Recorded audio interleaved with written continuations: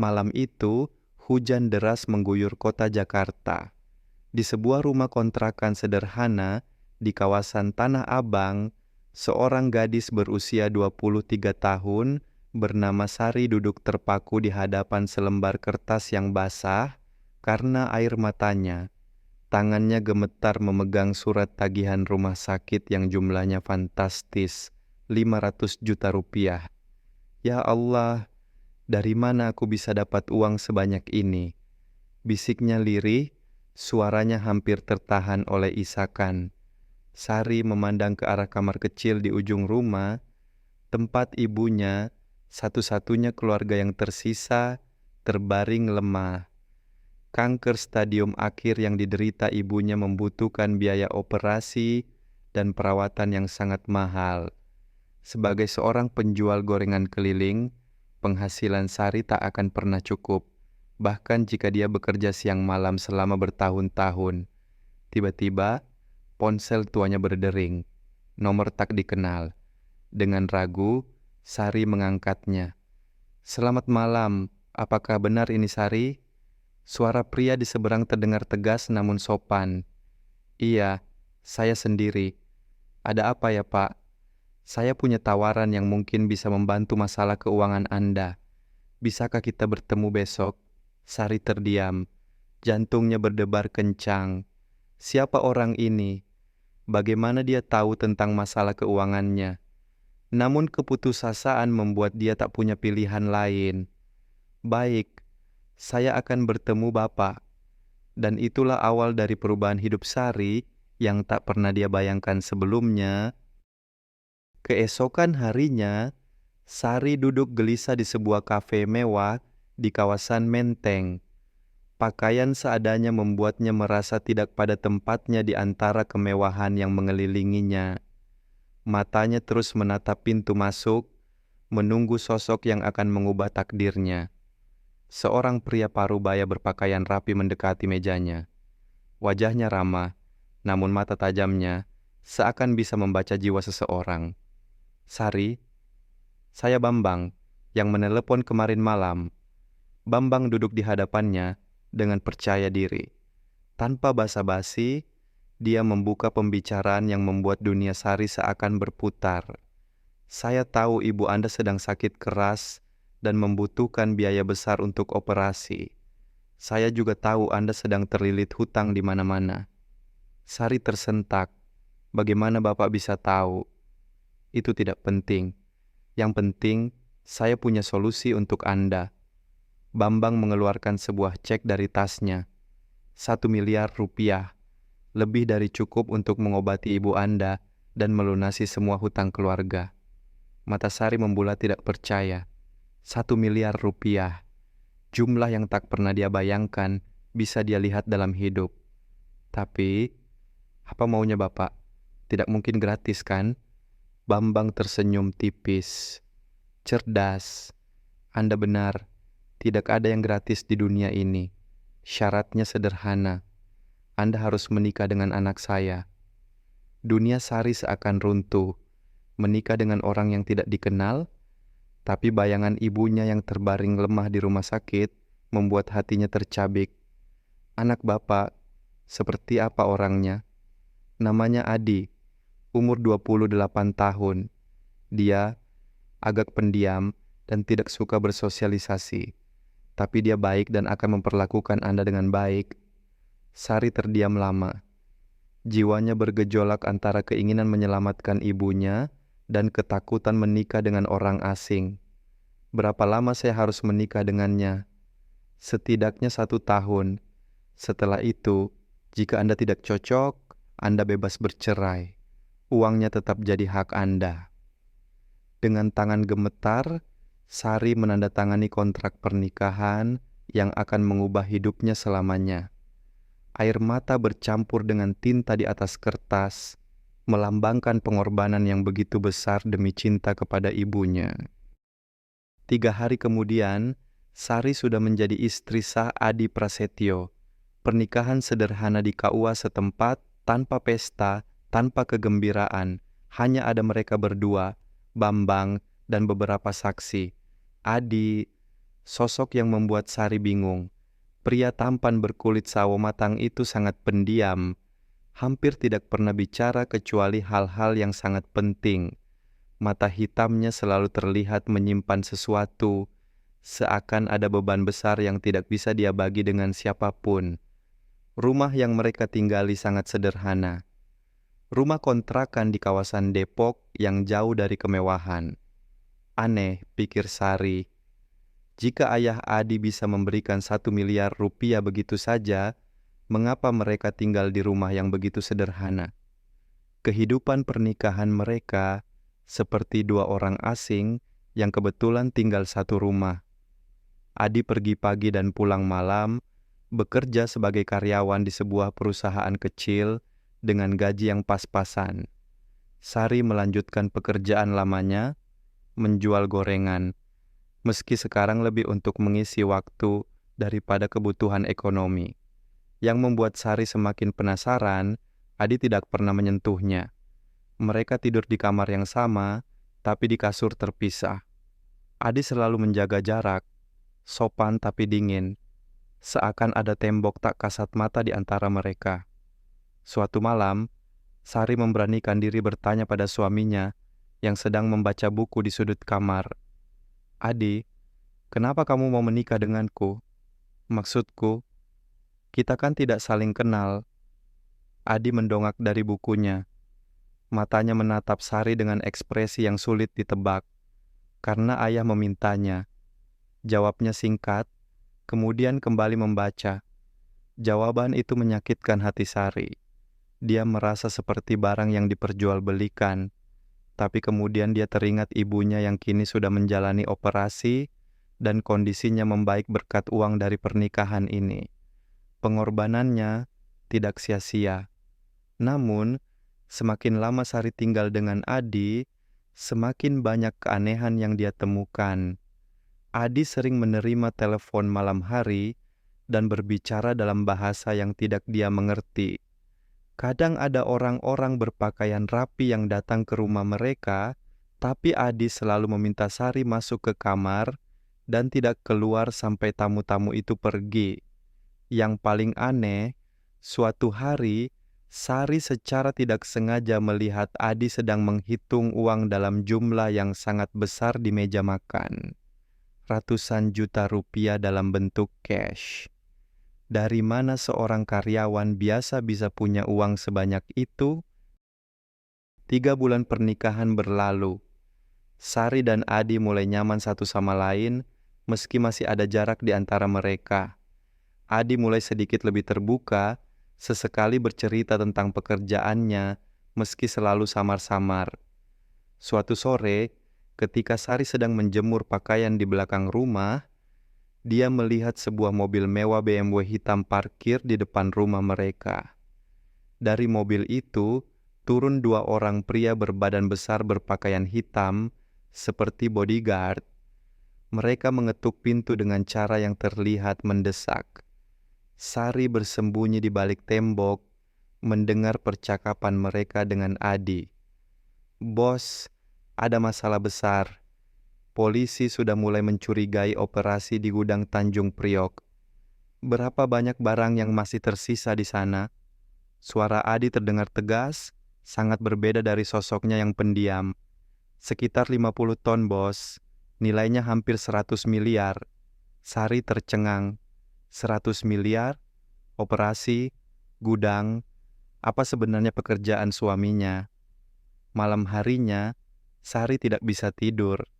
Pikirannya dipenuhi pertanyaan yang menakutkan. Jangan-jangan suaminya terlibat dalam bisnis ilegal? Jangan-jangan dia sudah menikah dengan penjahat? Keputusan berat akhirnya dia ambil. Esok harinya, secara diam-diam Sari mengikuti Adi berangkat kerja.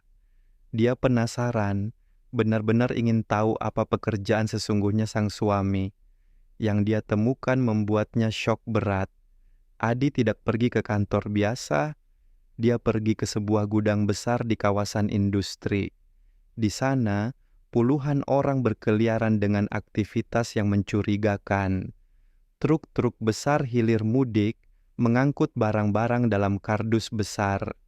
Sari bersembunyi di balik tembok pagar, mengintip dengan jantung berdebar kencang, dan yang dia lihat selanjutnya membuat dunianya runtuh. Adi, suaminya yang pendiam dan sederhana, ternyata adalah bos besar dalam operasi itu. Semua orang memanggilnya bos dan membungkuk hormat ketika dia lewat. Caranya berbicara, gayanya berjalan, auranya, semuanya berubah total. Ini bukan Adi yang dia kenal. Tiba-tiba, ponsel Sari berdering. Adi meneleponnya. "Sari, kamu di mana?" Dengan gugup, Sari menjawab, "Di rumah, kenapa?" "Jangan kemana-mana. Aku akan pulang lebih cepat hari ini. Ada yang ingin aku bicarakan denganmu." Ketika Sari sampai di rumah, Adi sudah menunggunya di ruang tamu. Wajahnya serius, matanya tajam menatap istri yang masih polos itu. "Duduk, Sari. Kita perlu bicara." Sari duduk dengan gugup. Apakah Adi tahu kalau dia mengikutinya tadi? "Sari, ada sesuatu yang harus aku katakan padamu. Selama ini, aku tidak jujur soal pekerjaanku." Jantung Sari berdetak sangat kencang. "Aku bukan karyawan biasa, Sari. Aku, aku adalah anak tunggal keluarga Prasetyo. Keluarga yang memiliki bisnis impor-ekspor terbesar di Indonesia." Sari terdiam. Ini bukan yang dia duga. "Tapi kenapa kamu menyembunyikannya? Kenapa kita hidup sederhana seperti ini?" Adi menghela napas panjang. "Karena aku muak dengan kehidupan mewah yang palsu itu. Semua orang mendekati keluarga kami hanya karena uang. Aku ingin merasakan hidup normal, hidup dengan seseorang yang mencintaiku, bukan karena hartaku." "Lalu, pernikahan kita, ayah memang yang mengaturnya. Tapi bukan karena dia ingin menjualmu, Sari. Ayah tahu aku sudah lama mengamatimu. Aku sering melihatmu berjualan gorengan di depan kantor pusatku. Aku kagum dengan semangatmu, keikhlasanmu merawat ibumu. Ayah hanya membantu mempertemukan kita dengan cara yang tidak biasa." Sari masih syok. "Jadi, selama ini kamu sudah mengenalku?" "Iya, dan aku sudah jatuh cinta padamu sejak lama. Tapi aku takut kamu akan berubah jika tahu identitas asliku. Makanya aku bersikap dingin, menjaga jarak. Aku ingin kamu mencintai Adi yang sederhana, bukan Adi yang kaya." Air mata mulai mengalir dari mata Sari. Campuran perasaan lega, terharu, dan marah bercampur jadi satu. "Tapi bisnis di gudang tadi, aku lihat sendiri." Adi tersenyum pahit. "Itu bisnis legal, Sari. Impor bahan baku untuk industri tekstil. Memang terlihat mencurigakan karena nilainya besar dan kami harus ekstra hati-hati dengan keamanan. Aku paham kamu curiga. Jadi, kamu tidak berbohong soal mencintaiku?" Adi berdiri, mendekati Sari dan berlutut di hadapannya. "Sari, selama 3 bulan ini aku menyiksa diriku sendiri. Setiap malam aku ingin memelukmu, tapi aku takut kamu menolak. Setiap hari aku ingin berkata jujur, tapi aku takut kamu akan meninggalkanku. Maafkan aku, maafkan kebodohanku." Sari menatap mata Adi yang berkaca-kaca. Untuk pertama kalinya, dia melihat ketulusan di sana. Bukan lagi mata yang menyimpan rahasia, tapi mata yang penuh dengan cinta dan penyesalan. "Adi, aku juga. Selama ini aku mulai mencintaimu. Meski kamu dingin, tapi aku melihat kebaikan hatimu. Kamu tidak pernah menyakitiku, selalu menghormati aku." Mereka berdua menangis dalam pelukan. 3 bulan hidup sebagai orang asing akhirnya berakhir. 3 bulan memendam perasaan akhirnya terbebas. Namun, kebahagiaan itu tidak berlangsung lama. Keesokan harinya, Bambang datang ke rumah mereka dengan wajah serius. "Adi, ada masalah besar. Beberapa kompetitor kita mulai menyebar isu bahwa kamu menikahi gadis miskin untuk menurunkan reputasi keluarga. Mereka ingin menggulingkan posisimu di perusahaan." Sari merasa tertohok. Jadi pernikahan mereka memang menimbulkan masalah. "Hayah, Aku tidak peduli dengan itu semua. Tapi Dewan Direksi peduli, Adi. Mereka mengancam akan menarik investasi jika kamu tetap mempertahankan pernikahan ini. Ini menyangkut nasib ribuan karyawan. Malam itu, suasana rumah kembali dingin. Adi duduk terdiam di teras, memikirkan dilema yang dihadapinya. Sari mendekatinya dengan hati yang berat. Adi, mungkin akan lebih baik jika aku pergi. Jangan bicara seperti itu. Tapi aku tidak ingin merusak masa depanmu. Aku hanya gadis miskin yang tidak pantas untukmu. Adi memeluk Sari dengan erat. Kamu adalah yang terpantas untukku. Tanpa kamu, semua kekayaan itu tidak ada artinya. Tapi bagaimana dengan perusahaan? Bagaimana dengan nasib karyawan-karyawan yang bergantung padamu? Adi terdiam lama. Dia berada di persimpangan yang sangat sulit. Di satu sisi, ada cinta yang tulus kepada istrinya. Di sisi lain, ada tanggung jawab terhadap bisnis keluarga dan ribuan karyawan. Esok harinya, Adi mengumpulkan seluruh dewan direksi. Dia berdiri tegak di hadapan belasan orang berpakaian rapi yang menatapnya dengan skeptis. Saya tahu Anda semua mempertanyakan keputusan pribadi saya. Saya juga tahu ada yang menganggap istri saya tidak pantas untuk keluarga Prasetyo. Para direksi saling berpandangan. Tapi saya ingin Anda semua tahu, selama 3 bulan terakhir, sejak saya menikah dengan Sari, kinerja saya di perusahaan meningkat drastis. Saya lebih fokus, lebih termotivasi, lebih bahagia, dan itu berdampak positif pada bisnis kita. Adi mengeluarkan berkas-berkas laporan keuangan. Lihat angka-angka ini. Profit kita meningkat 30% sejak saya menikah. Mengapa? Karena saya punya alasan untuk berjuang lebih keras. Saya punya seseorang yang membuat saya ingin menjadi versi terbaik dari diri saya. Salah seorang direktur senior angkat bicara. Tapi Adi, ini bukan soal performa. Ini soal image perusahaan. Apa kata klien-klien besar kita jika mereka tahu kamu menikah dengan apa? Potong Adi dengan tegas. Dengan wanita yang jujur, dengan wanita yang bekerja keras, dengan wanita yang rela berkorban demi keluarganya. Jika itu yang membuat image perusahaan buruk, maka perusahaan inilah yang bermasalah, bukan istri saya. Ruangan hening. Ketegasan Adi membuat semua orang terdiam. Saya akan memberikan Anda semua pilihan. Jika Anda tidak bisa menerima istri saya, silakan undur diri. Saya akan mencari direksi yang lebih berkarakter. Tapi jika Anda ingin tetap bersama membangun perusahaan ini, terimalah keputusan pribadi saya dengan lapang dada. Satu persatu, para direksi menunduk. Mereka menyadari bahwa Adi sudah berubah. Tidak lagi pemuda yang bisa diatur-atur, tapi seorang pemimpin sejati yang berani mengambil keputusan sulit. 1 tahun kemudian, Sari duduk di taman belakang rumah, baru mereka. Sebuah rumah sederhana tapi nyaman di kawasan Menteng. Perutnya sudah membulat, mengandung buah cinta mereka yang pertama. Adi datang dari belakang, memeluknya dengan lembut. Bagaimana perasaanmu hari ini, sayang? Bahagia, sangat bahagia. Mereka berdua menatap matahari sore yang mulai tenggelam. Perjalanan cinta mereka memang dimulai dengan cara yang tidak biasa, sebuah kontrak pernikahan karena hutang. Tapi takdir berkata lain. Adi, aku ingin berterima kasih padamu. Untuk apa? Karena kamu telah mengajariku arti cinta sejati, bukan cinta karena harta, tapi cinta karena ketulusan hati.